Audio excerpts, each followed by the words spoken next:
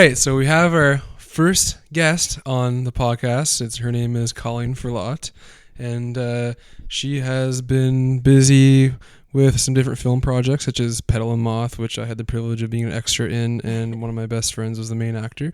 And her most recent one was Tent City, which is a documentary. So, Colleen, welcome to the show. And first, I'd like to ask you a bit about yourself, so that everybody can get to know you. Yeah. So, how long have you been into filmmaking, and when did it start? And Filmmaking for me started very unexpectedly in 2009. I guess the concept for a film started 2 years prior, but I actually first dipped my toes in the water of the film world in 2009 with a documentary project called A Question of Beauty.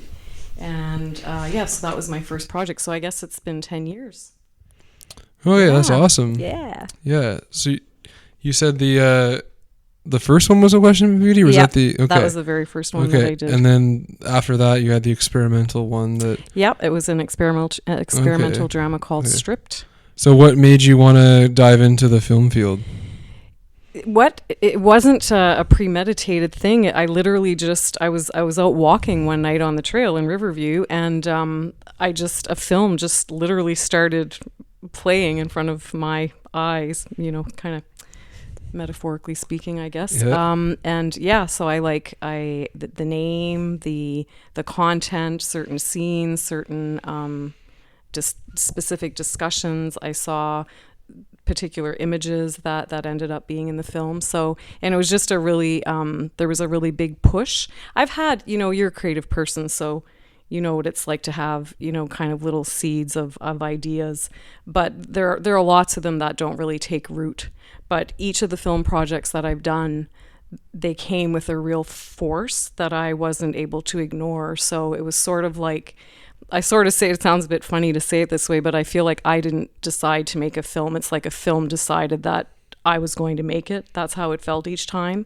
So I wasn't able to relax and rest until I saw it through. So that's what happened with those particular projects. Yeah. Okay, yeah, I can totally relate. It's like same for me as a musician. Sometimes I'll just be driving down the road and see a sign, and all of a sudden I'll get a melody in my head and some lyrics, and I'll go sit on the piano and start writing it, and it's like I'm just a facilitator for the song that already existed to begin with. Exactly, you're like a conduit. It's a kind of a double-edged sword there, kind of give and exchange. So that's amazing. So what has filmmaking done for you in your life? What do you find it has done for you as a person, emotionally, intellectually, socially, in every aspect? What has filmmaking itself provided for you? I guess I'll tell you what I think. Just the first thing that came to mind, because when I think of the first film, it really the first film introduced me to a world that I wasn't connected to at all, which was the world of visual art. And I also made a lot of really close connections. People who are really important in my life now came from that film. And visual art has become something, as you know, because you've been to my house, you've seen that I have a bit of a fondness for a lot of amazing pieces there. Yeah. So that changed my life. And I think it just deepened my appreciation for the creative world. And one of the good friends that I met doing A Question of Beauty, who is a visual artist who unfortunately just passed away earlier this year, her husband is a poet, a writer, who's a very dear friend of mine. And so it also brought me closer to the writing world, which is something else that I have an interest in. So I think maybe my connection to the film world might be different from some other people who are connected to the film world, because I guess I'd sort of see it as just another form of artistic expression. I guess for me, what I find interesting about it is that it combines all my different areas of interest. And in each of my projects, there's been an element of music, and there's been an element of visual art. And I'm kind of I guess I tend to be a little self-indulgent in that way. All the things that I love become part of the story that I'm trying to tell in one way or another. I guess maybe Tent City, not so much, because Tent City was specifically about Tent City. So that one's a little bit different. Yeah. But the three features, even though one was a documentary, one is an experimental drama, and it was very experimental. And Petal and Moth is a fictional drama. They still all had those elements of art and music, and I would like to think strong writing, some kind of poetic moments, elements. Yeah, so I awesome. guess that's what it's done for me. It's stretched me as a creative person, and it's brought me into contact with other creative people who've become dear friends and mentors and supporters of the work that I do. So yeah, it's just been really, I guess that's the biggest gift that it's given me. Yeah, it sounds like it's given you a lot. I know one thing for me, I was actually into filmmaking throughout high school. I was really into screenwriting and video editing, and also, of course, I loved every aspect, even like the camera work itself. And I always saw it as an art form as well. And one of the most fascinating things for me about film is that it includes every type of art form, so music, dance, storytelling, you name it. And humans we love stories of the ups and downs of things. And one of the things you learn when you are going through screenwriting, you really learn how to bring people through an emotional roller coaster, and you learn about the different types. Like there's one where like you start off with like a big climax and then it dies down, and then there's another little climax towards the end, and then there's one where it kind of starts off dull and has like waves of emotions. And so taking through these different people through these different waves of excitement and emotions. And I think it literally is just like life itself when we go through all these ups and downs. And I think humans we're naturally drawn to connection, and movies really help us see things from different perspectives. Like and I think we like that because film gives us an opportunity to have an experience, to experience something in that 1.5 hours or 2 hours that you're lost in this world. You're having, it's like you're living that experience temporarily, whether it's an experience that you haven't had and it's interesting to you because you're living it through the film, or it's an experience that you have had and you maybe have comfort. If it was a difficult experience, it's comforting to know that you're not alone in it, or that you're sort of understood. There's a huge it's very escapist. The thing about film, I think that makes it a powerful medium, is that you have the strength of the auditory experience, but also the visual experience. So it really takes all, those two main senses that we experience the world through, and it just dunks you right in there. So it's we can go quite deep if you can surrender to the experience. You really are living, that's why people cry when they watch films, or you feel so scared if it's a horror film. Like you're having a reaction as if what's happening in the film is actually happening to you. So I think, it comes back to emotional connection. Yeah, and just the human experience, right? Yeah. And it's interesting too when you talk about how like the emotional connection of movies, where it's like you're living it. You can say vicariously. You can also look at quantum physics and how everything that we see around us is through our observation, and it's our thoughts and perception that they say that kind of create the reality around us, because nothing can exist outside of an observer. And so it's almost like when you do watch a movie, it's like you literally kind of are in that scenario, living that exact moment, because at that moment your brain and your senses are connected to that. So it's almost like as if you actually are living that. I think that's part of what really connects people.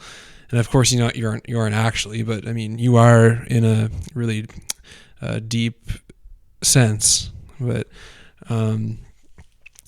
so you have those emotional responses as if you were experiencing it. If it's a horror film, you have fear as if something is about to happen to you. If it's something very heartbreaking, you can be moved to tears. If it's something really funny, you're laughing. Exactly. So it's because in your own mind, you're thinking of what it would be like to live there, and therefore you sort of actually are in your own mind. Yes, I think you're just film can pull you in that way. And if you look at the traditional way of experiencing film, which is in a dark room with a big screen, and that kind of adds to that, that feeling of escape. Yeah, I think that there's magic in that way of watching films, as opposed to watching on a computer screen, or which I do as well, but I don't find the experience is the same. Yeah. I don't find that you go quite as deep. So like taking you back to the old theater days, which has a big part in history because we started off watching movies in these little tiny theaters. There's a museum in Winnipeg called the Museum of Man and Nature, and they have this recreated old theater, and it's awesome. You go in there, you press a button, and here comes on this Charlie Chaplin movie, silent film, and you just like literally sit there as if you're in the 40s watching, or no, it was before then. It was like the 1910s, 1920s. I'm not going to take a chance and say the wrong date, so we'll just say a while ago. But yeah, the film has had a big impact on society for a really long time, and everybody's always felt connected with it, and which also I feel like we should probably talk about Charlie Chaplin a little bit because sure. I know that story that you were telling me. Yes, isn't that crazy? Yeah. Mm-hmm. So, Colleen has had the pleasure of befriending one of Charlie Chaplin's close friends. Yes. And there's some very interesting stories to go along with that, including one that really connects with me, which is when the one with the note? The one before he was...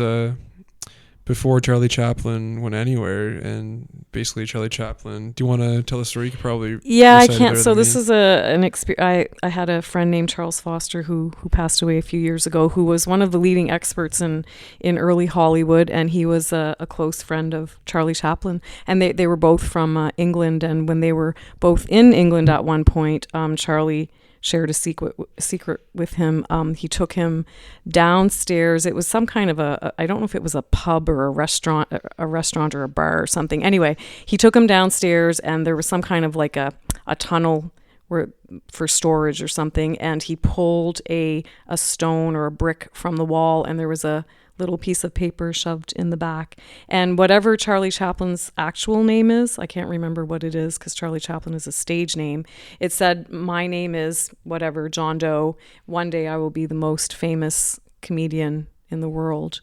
And he said to Charlie that after he passed away, he wanted Charlie to come and get this note, which was hidden in behind this stone in this tunnel beneath this restaurant/pub. And sadly, it caved in. So it's still buried in there. That note is still buried. Yeah, that story fascinates me, and it reminds me of the classic story with Jim Carrey, who wrote a check for himself for I think like $10 million for acting services rendered. And he would, I guess, look at it all the time and I guess dream and visualize it actually happening. And until it finally did one day, and he received a check for maybe it was 10 million or maybe a little more for his first movie. But it's inspiring because a lot of people do have visions, and it's almost like it makes you question that the whole idea or concept of destiny. Some people think that things are already laid out for them, and others, I guess like myself, is I think you create your own destiny, and if you really have the desire, you can make things happen. It seems like that's what Jim Carrey and Charlie Chaplin worked very hard to get where he was, for sure. Exactly, yeah. And I think they both had a big impact on the world too, and part of that I think is the big belief that they had within themselves. It's interesting how those people had a major impact, and they're both comedians, so laughter can really kind of connect with people. Again, it's that thing of just like a shared human experience, right? Yeah. Where we connect with others through that. And I think there's something, comedy, it's making me think of the origins of film too, which was that it's a form of entertainment, it's a form of escapism. And it's interesting because in times of duress, of social conflict or economic crisis, like during the Depression, people didn't have much money, but they were still going to see movies. They would scrape together money to see movies because they needed that escape to help them cope. And comedy does that as well. So there's probably, when you marry those two, comedy and film, it's probably not surprising that it's kind of like a double punch, where you just get this real relief from just for a while, because as you said, life has its ups and downs. So we need that. Entertainment is important, that like good escape. There's some ways we can escape that's not so good for us, but that's like a nice safe thing to just lose yourself in a film for a few hours. It doesn't affect your physical health or your mental health or exactly in a negative way. I agree. Film's very comforting, and you could say that I think it'd be mutually agreed upon that film and entertainment in general has really helped humanity cope through some very challenging times. Because when we go through mass turbulence as a collective society, or even in just your family life, what is it that helps people cope? And that is entertainment. Yeah, I mean, I think we do the same thing with music or a good book. It's just we need those little breaks from our own lives sometimes, you know? Exactly. Good little and it's healthy not breaks. And sometimes it's not always to have a break because your life is difficult. Sometimes it's just you go on a little trip, you know, a trip into somebody else's world. Again, it's that thing of you live through these other people who sometimes aren't even real. They're fictional people, but it's interesting for us to kind of be transported into that little world for a while. For myself, I don't really consider it an escape. I consider it more of an exploration, and because for me, I use entertainment as a way to gain something new. And that could be new emotions, new experiences, new lessons or teachings, or new perspectives or insight. And for me as a musician, one of the things that I've noticed is I've always had a very eclectic taste in music. And you look at my playlist and it's like I have one song from multiple different artists, and I couldn't even tell you their names, but I just love all types of music.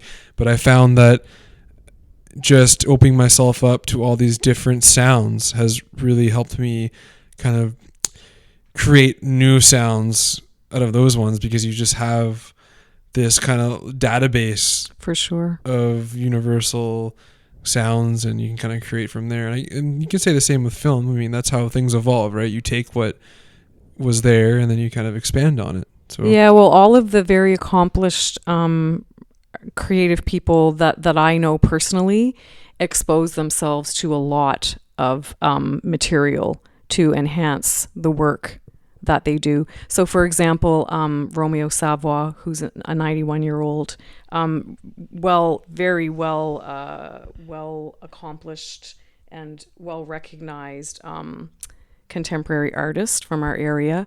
He's constantly looking at art magazines and books and looking at art, and he's done this throughout his entire career, and really emphasizes that when he talks to me, you know, because he gives me some good a talking to every now and again. So does Nancy Schofield, another friend of mine, another accomplished visual artist, who does the same thing, constantly looking at things to kind of fill them up and broaden their, because it's I think anytime we're creating something, we're pulling little pieces from different parts of our what's in us, what's in our mind, what's in our, you know, stored away in files. Like it's things that we've seen, it's things we've experienced.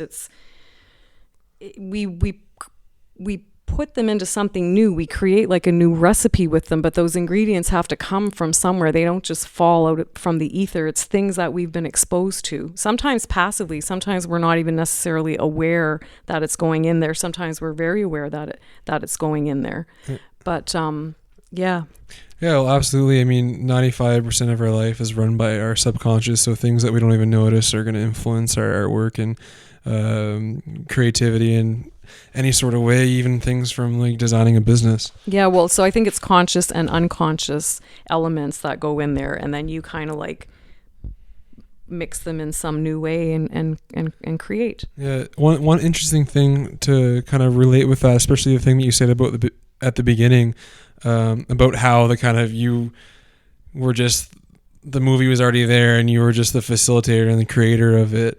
That can be said with like many things really, but an example could be the invention of like the telephone or different inventions where people around the world have had the same idea and they all came out around the same time and these different places, and it's like, how could that happen? And it's like it was already in the air, in the universe or the realm of thought, whatever you want to call it, and somebody had to create it. It was a matter of who was going to do it. And I guess that can be used for many different creations like that. Yeah. It's a very interesting kind of subject to shed some light on. Yeah, I think the creative process is very interesting and mysterious at the same time, and every creative person has their own way of going about it. I know some creative people who are very disciplined and very a good friend of mine, Ed Lamond, who's a poet, has done a number of projects, but the craziest one was for an entire year, 365 days, he wrote a poem. And it was very it was dictated to him in a certain way, because he would always pull a book from his book collection and at random, and then he had a certain page number and a certain line, fifth line, page 68, let's say. That was what he had to follow, and whatever that line was, that was the jumping off point for the poem. I don't know how much you know about poetry, but it's not easy to write. And his poem also had a certain rhyming scheme and a certain structure, and he had to do this every day for an entire year. So this was a very self-imposed, which really, it was hard. Near the end, it was oh my gosh, he said he didn't know how he was going to get to the end of it, but it really stretched him as an artist. So very disciplined. Me, on the other hand, when I want to do something creative, it seems if I try to be disciplined, it runs from me. The harder I look for it, the more it's taking off or hiding. The big ideas come to me when I stop looking, and I can't seem to learn that lesson because I do the same thing every time. Because when I finish a big project, I'm sort of in a panic because I want to have another project, and so I'm like, what am I going to do? What am I going to do? It never comes to me. It's only when I stop looking, then it will just all of a sudden appear. And to make a film, you need a lot of motivation, because it's huge. It's so labor intensive. And because I make films with essentially no money, very little money, sometimes no money at all, it means I have to do everything that I can. As you know, in Petal and Moth, I'm the lead actress, the director, the writer, the editor. It's not a thing of being self-indulgent. It's the film wouldn't have happened if I hadn't done all that. That's how the film happened. I don't even remember what my original point was, but anyway, that's that was a lot. That was good. That was good stuff you just said. I was talking about if I go looking for things, they run away from me. Yeah. So luckily for me, when these big ideas come, they come with that big force. Otherwise, I don't know if I could muster up the motivation to do those projects. It's amazing how these creative things can come to us, because it can be just like you said, when you're walking, or for me when I'm driving, or sometimes when I'm just pressing random buttons on my keyboard or guitar, I'll come up with a cool riff or idea, or even just a sentence I say. It makes me think of a song. And it's interesting you say how he did that, where he added those restrictions as a creative project, because in a sense, adding restrictions, or whatever you want to call them, by picking a line and sticking to a certain scheme, it really almost makes you more creative in a way, because then you have to, how do I be creative with this little bit of mud that I have to mold? What am I going to mold this clay? Something that is true. Yeah. That I believe it's been studied scientifically, that when you put restriction, because it forces you to have to come up with something. So it's actually really good for creativity. It's just I don't seem to I seem to push against that sort of thing a little bit. I think for me and my band, it kind of happens a little bit both ways. Sometimes it just flows through, and other times you got to create a restriction and think a little bit. Yeah. But that's kind of the fun of it. I mean, that's what creativity is. The possibilities are endless. You never know how it's going to be, and it can be come from however you want it to. Yeah, and I think, I don't know who's going to be listening to this podcast right now, but if there's anybody listening that is someone who has wanted to be creative in some way, but has felt intimidated, or is afraid of failing, or, to me, the only failure is not, if you fail at something, it's actually not a failure, because you can only fail at something when you are actually doing something, and there's no failure in trying something. So do you understand what I'm saying? It's a weird kind of a paradox, that failure to me is a sign of not failing, because it means you're actually doing something. So just don't be scared. There's no way to screw up creativity. Like, creativity is creativity. You do it, and it will get better and better. If you're just starting out, it all, the more you do it, the more it gets better. But there's no failure in being a novice creator, because none of us are like amazing out of the gate. It takes a while to hone your craft, but it's just, when kids are doing things, they're not afraid of how it looks or how it's going to be perceived. They're just in the moment, and they're doing it because it's joyful.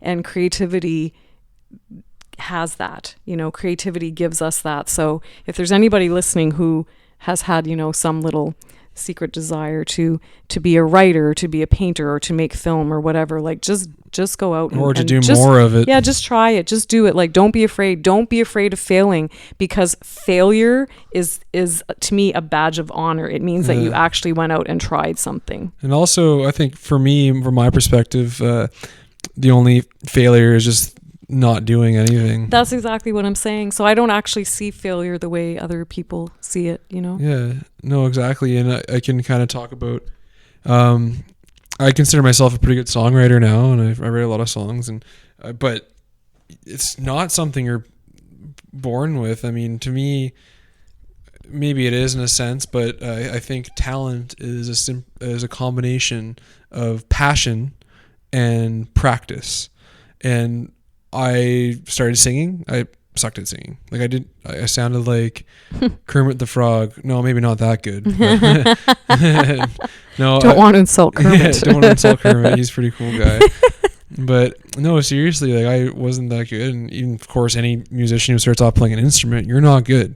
But your passion and your desire to play and want to be good is actually what makes you good. Yeah. So over time, I became a good singer and a good musician, a good piano player, a good keyboard player. And now I'm even starting to get better at drums, and it's all that desire. So that's why it's important to follow your passion. And even if you're not good at your passion now, if you keep doing it, you'll be really good at it. And just don't be afraid of jumping in. Like, just jump. Just do it. Don't be afraid of screwing up, because we all screw up, and that's how you get better. You screw up, and then you go, okay, I'm not going to do that again. And then you improve. Exactly. That's just life. There's a Japanese word called kaizen, which it means continually improving, like basically every aspect in your life. So if you're continually improving, then, or continually hold that mindset of continually improving, that's when you'll achieve success. So when it comes to like me for songwriting, I've written hundreds and hundreds of songs, but people only hear a few of them. You know what I mean? So, and then those were all just practice to me, and they're all just expression. But they're all valid, whether they're heard or not. They're still valid because they've been created. Yeah. There's value in that. For the love of doing them. Yeah. And even the old movies I used to make put them on YouTube, I ended up deleting them on my YouTube channel. And then it's kind of funny, a couple days or a couple weeks after I deleted them, I had some old friends ask me, where did they go? Like, I was trying to find them online, and I'm like, well, honestly, just wanted to delete them because for me it was like letting go of the past and make room for the new. But to me, they were just practice, and ready for new and greater things. And it's okay that maybe they didn't succeed in the past or whatever. And I guess I just see strong value in the process of creating. So there are lots of films that I see that I don't like, but I always have to give credit to the person for making them. I may not like what they've made. It may not appeal to me aesthetically, or I may not like the story or whatever, but I still give credit to them for making it. They did that, and that's valuable. Exactly. Doesn't mean just because it's impossible that everyone is going to like every a song. You write a song, it's impossible that everyone is going to like that song. I make a film, it's impossible that we're so different. So you please yourself, you take the chance, you make it, and then you hope that it resonates with some people, and that's the best that you can do. Yeah, that's exactly it. So to me, it's not a failure if you do something and someone doesn't like it. That's not a failure. It just means, okay, well, you made this thing and it didn't resonate with this person, but that's not a failure. But you know what? If it comes from the heart, it's going to resonate with somebody. There's an audience for your content. Yeah, it's going to resonate with someone. That's the thing. Yeah, there's an audience. There's always an audience for your content. So if you want to create something, just create it. And even if somebody's already doing a similar thing, there's like over 7 billion people in the world. It's hard to be original now. Yeah, well, everybody's you can be original but Original in the sense, but yeah, I know. yeah. Original in the sense where like it can be like, I don't know, a makeup artist, for example. So somebody might be a makeup artist and they might want to make YouTube videos and showing off their skills, but they have these limiting beliefs that they can't make a YouTube channel because somebody else is doing it and they're really successful and they already have lots of views and followers, and maybe they're not going to be as successful. Maybe it's not worth it. Maybe there's already enough of them. But when in reality, that's only that person's expression. So if the other person truly expresses themselves, then there's going to be a market for what they have to offer, because what they're going to do, even though it's similar, it's going to be a lot different than the other person. Yeah, it'll speak to different people. Yeah. I think it's so we in so many ways we can think ourselves out of doing something. We can think ourselves out of following through with something that we really want to do by having, again, it comes back to this fear of failure. But if you can look at failure as, it's not, like I said, to me failure is a badge of honor because it means that you tried something. Mm-hmm. And that takes courage. It takes courage to put yourself out there. Yeah. It's like the Man in the Arena speech by Theodore Roosevelt that I believe I shared with you before. Yeah, you did. That's a beautiful speech. It's like the credit goes to the man in the arena who's, marred and bloodied, and because he's in there, and even if you stumble and you fail, you're stumbling and you're failing. Or sorry, stumbling and falling. Even if you stumble, you fall. You're doing it valiantly because you're trying. So to me, there's you can't fail. That's how I see it. Mm-hmm. So maybe that's why I'm not afraid to do these big crazy projects, because what other people would see as failure, if I based it on that, well, I guess I could feel like I was a failure. If I say my project is only a success if I get into this particular film festival, then I don't get into the film festival, then I've done a year of work and I'm going to feel like I'm a failure. But that's ridiculous. Exactly. Yeah.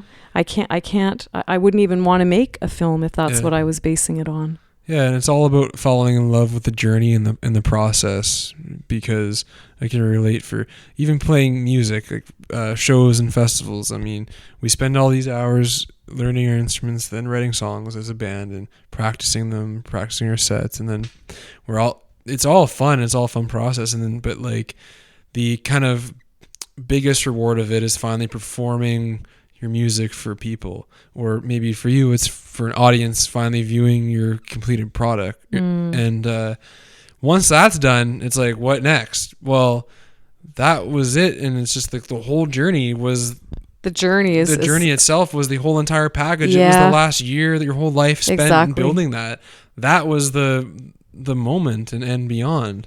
So yeah, because if we fixate on one moment, then we'll never be satisfied. And it's like, I agree with what you're saying, like kind of with in regards to failure, kind of along this, in a similar sense, it would be to just enjoy the journey.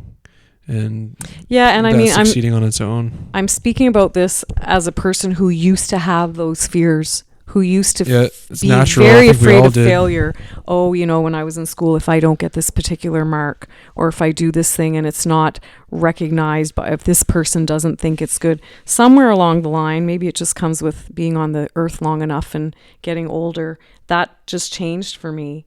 And I've had people say like, oh, I admire you because you're so courageous, but I have to admit, I don't feel courageous when I do these projects. I really just feel like I'm not really, to me, you have to be afraid to be courageous, but I don't go into these afraid. I just go into them like foolishly determined that I'm going to do this thing. So yeah, I guess like I said earlier, if there's one key thing that I would like people listening to take from this is to try to not let fear dictate what you do, because fear of failure. Because to me, that, like I said, I know I've said this already 2 or 3 times. Sorry, but I just think it's so important that the only way you can fail is if you've actually taken the chance to try, and that is not. There's no failure in that to me. So exactly, I agree. Thanks for saying that. Yeah, that's awesome. So, what do you think that cinema has provided for society in the past and in the present, and what do you think it could do for us in the future? Do you see it changing? Yeah, well, I mean, I think historically it was a form of entertainment. It's a form of storytelling. It's a form of escapism. A documentary film is a form of, educating or, spreading information. I think there are also some alarming trends in film. The amount of violence to me is really quite horrifying. I don't know if you're familiar with the film Blue is the Warmest Color. It's a film that won the Palme d'Or at Cannes a number of years ago. And it was very controversial because there's an 8-minute sex scene, a lesbian sex scene, this 8-minute lesbian sex scene. So it was hugely controversial. And in the States, I think there were like some theaters that were going to ban it.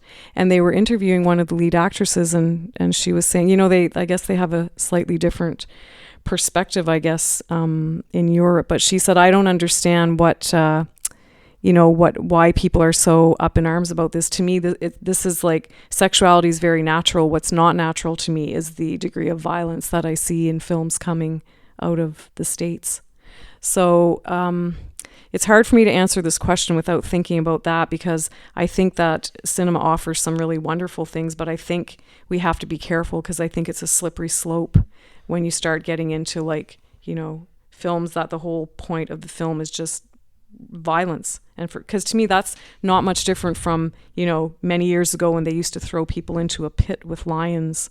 I don't think that's a good thing for us, because I know I said earlier, at least now it's fake lions. Yeah, as I said earlier, when you watch a film, like, it's not going to hurt you mentally or physically, but I guess psychologically, if you're exposed to too much of that sort of thing, it probably could do some harm. And certainly I think you're right, it does have an impact on your TV and film and even media, reality TV and the news. It certainly has a big impact on somebody's psyche. Yeah. And it's like any tool, it can be used for good or bad, and it can be misused, or it can be used too much or too little.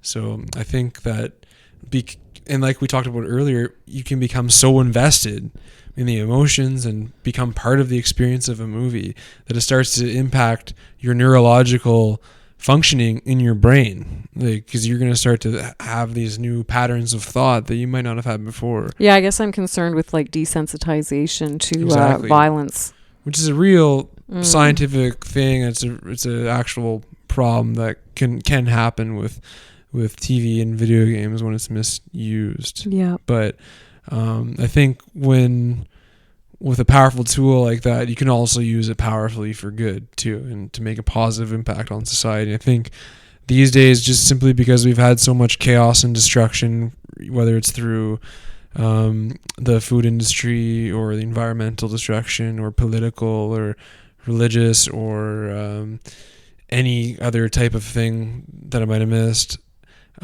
you're seeing more and more documentaries and TV series focusing on shedding light on these situations and offering solutions that we didn't have 50 years ago or 100 years ago, and now we finally are starting to spread more awareness through that. Like Tent City, a lot of people didn't even know Tent City existed until you made that documentary. Yeah, and I think documentaries are interesting in that way, because there is a bit of escapism when you're watching a documentary, because it's still a film and you're still being pulled into that world. But I think the purpose of it is more to educate, inform, expose something. For me, I find documentaries very fulfilling, because I like to learn. And yeah, me too. I love documentaries. And also you kind of put yourself in the experience, you get the emotional kind of aspect of it too. But yeah, for me, this is the whole reason for me creating this podcast. This is a form of media, and it's just to connect with a broader range of audience. And I know lots of other people have podcasts, but I'm just expressing it in my own way. And well, I think it's interesting too. We're talking about cinema, but I love that podcasts are gaining traction the way they are, because as much as I like film, I also am a huge fan of just having an auditory experience of something. And I actually sometimes find that watching film it's sometimes a little overwhelming to me to have to deal with the visual and the auditory. I don't know if that has something to do with the fact that I've got a background in music as well. Yeah, it does demand your attention. Yeah, I feel, because in the experimental drama that I did, that one of the things I did is and it drove people crazy, the people who saw it. I apologize to all of you people who had to sit through it, because it was a sort of a study in darkness and light, metaphorically and literally. So darkness as in, when we go through difficult things. Mm-hmm. But the film, as you were watching it, you were being plunged into darkness in the theater. I was stripping the film of picture. And for me, those scenes are way more intense than the scenes that have visual with audio. I find the scenes where the visual is gone and you're just listening, those affected me much more on a much deeper level. And I had some people say there were a couple of parts in the film where it was just, they were just listening to something and they said it was actually making them feel like a bit nauseous. It was so intense. Yeah. So it's interesting to me because, there's a whole history of like people gathering around the radio to listen to like stories, way back before television, or when maybe people couldn't all afford a television set. Yeah. And there's starting to be a trend now to audio fiction podcasts, this sort of thing where you're just listening and you don't have to look at something. You're just listening. And I think that's interesting. Yeah, it is very interesting. And for your film, when you were talking about the darkness scene, when you can only hear the audio, it's like you have to piece together the images with your own imagination, and our imaginations can be pretty wild, right? So that can really have a powerful impact on people. I think that it's like when you read a book, which is probably why for a lot of people when they see a film, it falls short if they've read a book first. Because I think I don't feel that, this is just my personal opinion, I think that what you create in your mind is probably infinitely more interesting than what anyone can create on screen. Because our mind is it's so limitless. Exactly. So, yeah. And what you're going to create in your mind, you bring all your own stuff to that image. So it's impossible for a filmmaker to match that because what they're putting on screen is what's in their mind. Exactly. So I think it's interesting when you're listening to something, especially if it's like an audio fiction or reading a book, and you're just lost in this. It's like there's a giant movie screen in your head. And I think that's phenomenal. And I think it's also good for us. I think it's good for us to have to engage that way and not always have a completely passive experience, because your brain has to work a little bit harder if you're not handed everything. I agree. Yeah, and I think it's good to have a bit of both. I'm actually thinking I should read some more fiction books, because I always read it's books great about knowledge and learning and that stuff true is stories great too, and stuff, but it is there's fun something about fiction's a beautiful thing as well. Or even just storytelling, like the oral tradition of like in Native culture, how it was all based on stories that were told, and there's something really beautiful about that. Yeah, and I think the amazing thing about audio, such as podcasts and audiobooks too. Well, first of all, they're becoming more popular this day and age because people are so busy doing lots of things, and it's just really easy to pop on a podcast or an audiobook in your car rather than actually sit down and read a book. So that's really that great aspect. I mean, for me, I listen to podcasts when I'm at the gym or cooking or whatever, so it kind of frees up my other senses. Well, I also wonder too if there's some screen fatigue, because there are so many opportunities for us to be looking at a screen in the run of a day. And I think it's tiring.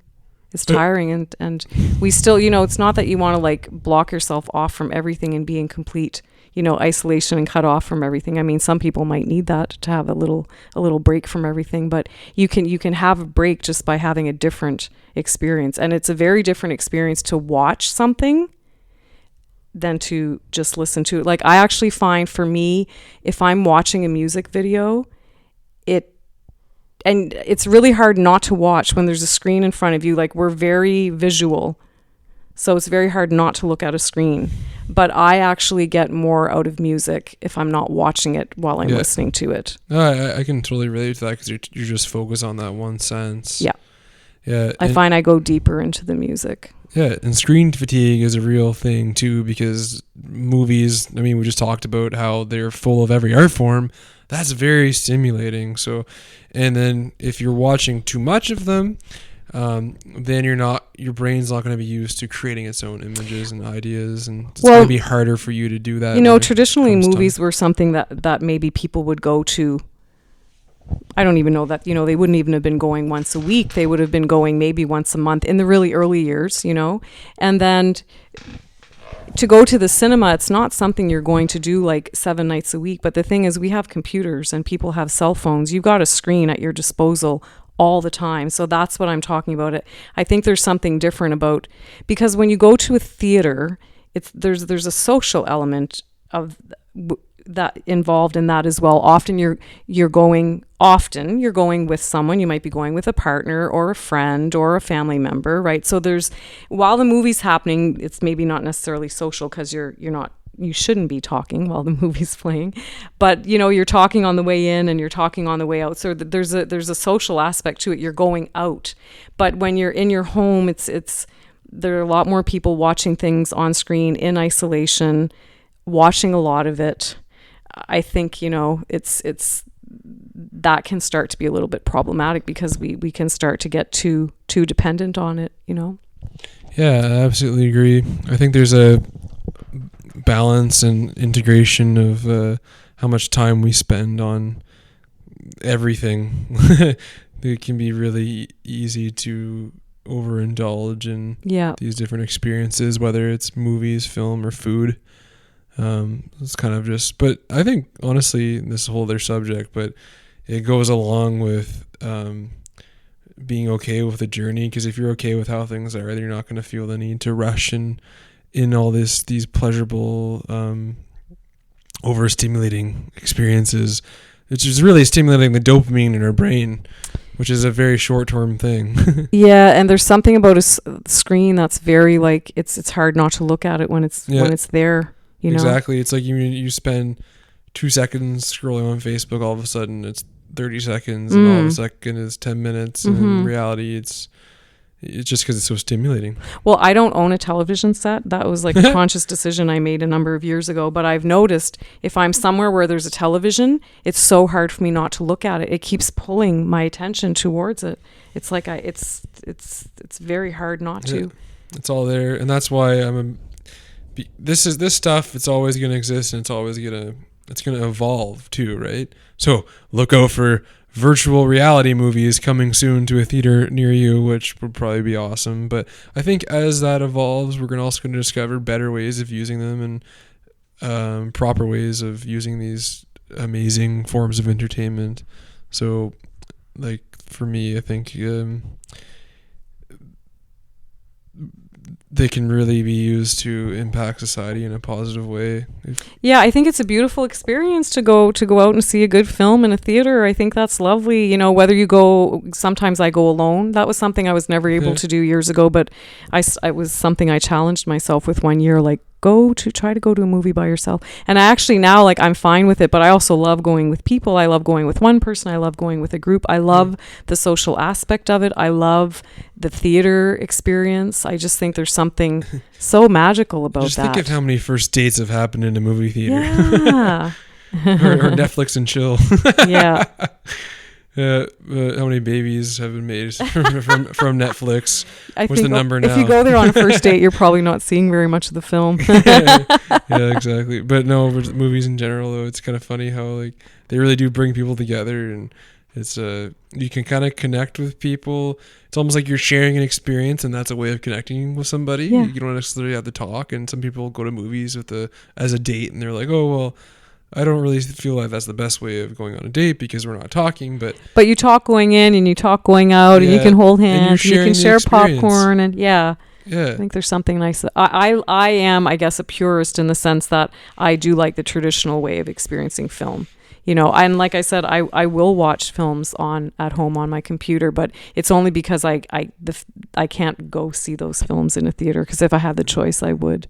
And it's not to say that it's bad to watch them on your computer. It's just I think don't, try to get out if you can to see some in the theater, because I just think it's such a beautiful experience. Agreed, and regardless of the price, I think everybody can agree that it is a better experience. Well, and it's special. That's the other thing. It's not something you do all the time, so it's special, and I think that's how it was, for many, many, many years.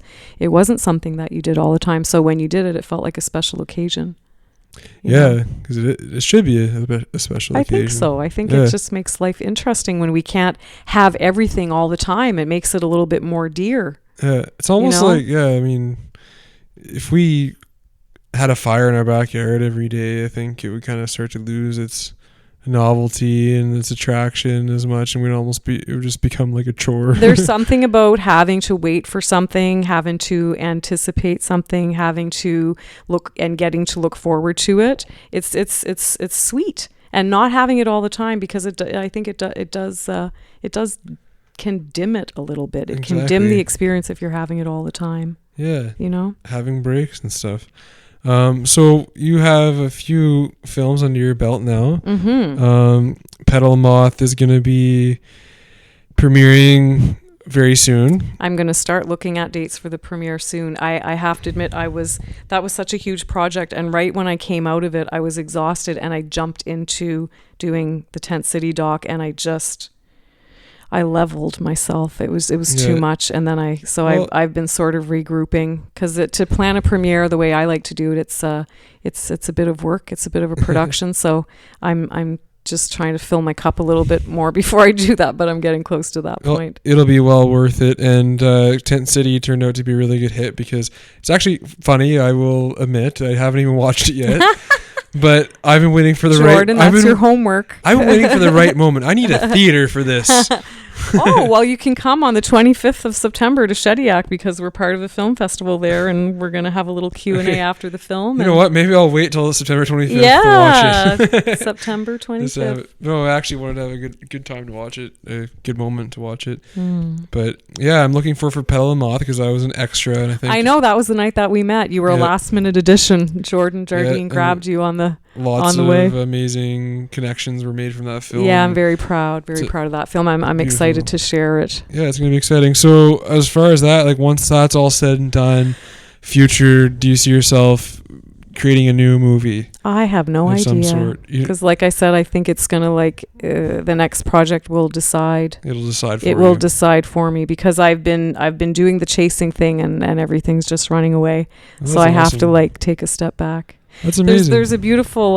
This was in a movie. I can't remember what movie it was, but there's a woman, and she's trying to teach someone a lesson, and she's telling them this story about how when she was a little girl, she loved ladybugs, and she would go looking for ladybugs, and she would look and look and look, and she'd get so frustrated because she couldn't find them, and she would look so hard that she would get tired, and then she would have to, lie down in the grass and have a little nap, and when she would wake up, they'd be crawling all over her. So that's how I feel like I need to stop looking for the ladybugs, and then hopefully I'll wake up one day and they'll be crawling all over me, and I'll have a new creative project to dive into, because I'm super goal oriented, and I'm happiest when I'm like crazy absorbed in a project. Totally. I love that story. That's amazing. Yeah. Thanks for sharing that. It's beautiful. So I think we'll end on that note, because we started off with the how the movies just come to you, but first, before we go, I want to ask you, what are 3 things that you would do in your life to assure that you live the most happy and fulfilling life? What would Colleen do? Yeah, so I guess the first thing that comes to mind is that the most important thing in my life is the connections that I have to the people in my life that are dear to me. And it's very important to me that I spend time in the real world with them, without, technology getting in the way. So first and foremost, I'm just a big advocate for spending time with people where there's not technological interference. So, actually going out and having a meal where you're just chatting, or you're getting together and you're not looking at things on YouTube, and again, I'm not trying to knock that. It's just, for me, what I found is to really keep things grounded and rooted, and have it kind of grow in a way that's meaningful to me, I need to have the full attention with the people that I'm with. So that's first and foremost, is to nurture those relationships in the real world, in real time. And secondly, it would be my connection to nature, which is very, very strong, keeps me grounded, keeps me connected to myself, keeps me sane. I just have to be in the outside world as much as possible. And when I'm going through a difficult time, it's like my medication. That's what saves me, walking. Which I guess leads me to my third thing, which is walking. So that's like my meditation. That's my sanity. It's very important for me to be active. So it's a physical thing. It's about physical health, but it's probably even more about my psychological health, the connection to nature, the walking, and the way that I nurture my friendships. So it's funny because creativity is really important to me, but it's not the most important thing. Relationships are most important. Well, if you didn't walk, you wouldn't have these amazing movie ideas come to you. It's true. Actually, because Petal and Moth also came to me when I was walking. There you go. Isn't that crazy? Yeah. I love it. Yeah. So. All right. Well, looking forward to the future of what you will create, and I'm happy to be a part of your film. Looking forward to seeing it. So come and see the film when it shows, because you'll get to see Jordan on screen. Yeah, totally. He was clever. You're standing close to me, so you're in quite a few shots. Yeah, exactly. I think I made in that scene. I totally made such a big impact in that movie as an extra. But anyways, well, thanks for being the first guest on my show. This is monumental. So good luck. Appreciate with it. The You're a great friend. You're a beautiful soul. I'm happy to have you on here. And I think we had some good conversations. So that's a wrap. I look forward to seeing where this goes for you, Jordan. Absolutely. Congratulations. Thank you.